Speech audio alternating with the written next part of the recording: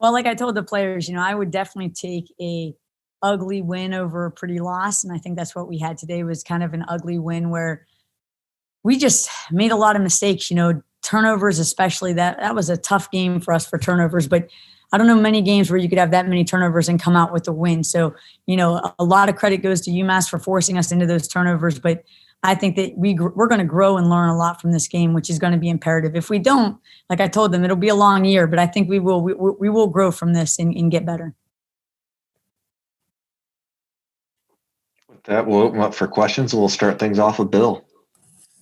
The first quarter, at least offensively, seemed like you played about as well as you could and scored the 30 points in that first quarter. Was it just making shots that then, say, in the second and third quarter didn't go down, or did you feel like you were moving the ball better in the first quarter? What led to the better first quarter?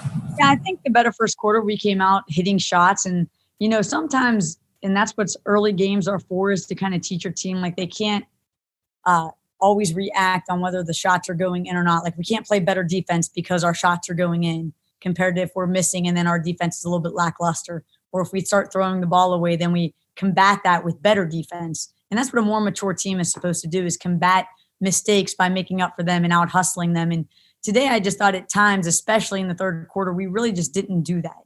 And so we'll grow from that and we'll learn from that. But yeah, I think us coming out and hitting shots allowed our defense to have more of a spark. And it really shouldn't be like that when you have a mature team. It should really be you play hard defense regardless. That's something you should always – defensive and rebounding should be something you have and you can rely on regardless of what you're doing offensively. So that's what we're going to learn from this game. We'll go next to Eric. Coach, it seemed like in the second half they went to zone and that kind of threw things off a little bit. What did you feel like presented the challenge there? And then how did you feel like you guys were able to eventually adjust and get enough points at the end to get to overtime and then eventually win? Right. I think the zone kind of stunted our ball movement a little bit and we started to become hesitant with ball reversals. And then we started to hit, we were open. I don't think we took many bad shots. We're wide open, but I think our bread and butter in this game was probably Clara inside and Tiso being able to have driving lanes. And when they went to the zone, it did open up things for our 3-point shooters, but then we started missing them. And I don't know that we continually capitalized on where we could get the drive, and our ball movement just kind of looked stagnant. So that's something, again, we didn't practice a lot against the zone working into this game just because they don't really play a lot of the zone, although I figured they may. But, that's something that we'll have now while film to work on it. We'll go next to Dan. Coach, a little bit on the ball movement. I know that, you want your team to play fast, and inherently that sometimes can create turnovers on the offensive end of the floor. But how do you manage that with your ball movement to make sure that the players are looking for crisp passes and not necessarily turning the ball over and just continuing the flow of the game? Yeah, I think that comes a lot with just on-court chemistry.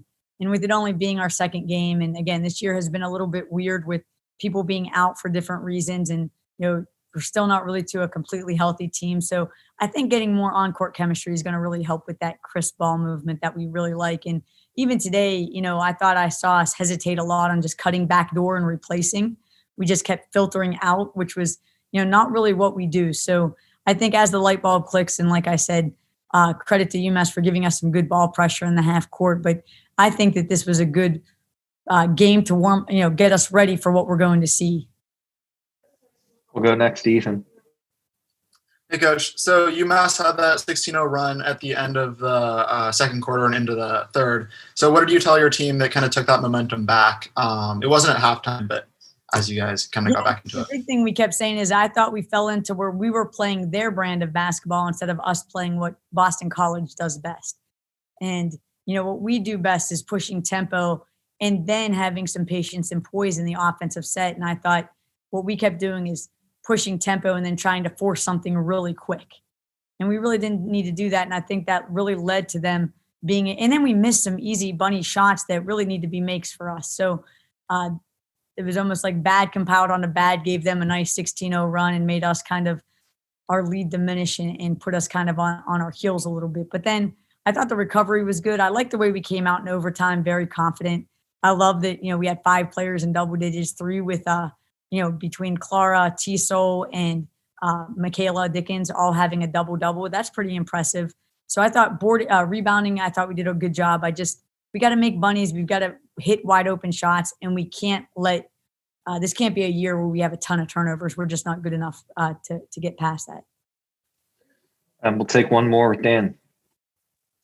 Coach, just being able to play UMass, I know that this is the second local team. I know you were kind of focusing on getting local teams in here, but they're an A-10 team. That's a good basketball league. They're a good team in general, but just being able to win the local component of it and continue to establish Boston College as the preeminent local power team. What's that mean for you, short term, even long term, and what you're trying to accomplish here? Yeah, it was great. We were both, I think me and their coach were very happy that we could make this game happen. And I think it should be something that we're going to try to get on the schedule year in and year out. Because it should be a little bit of a rivalry between us and UMass. That would be fun.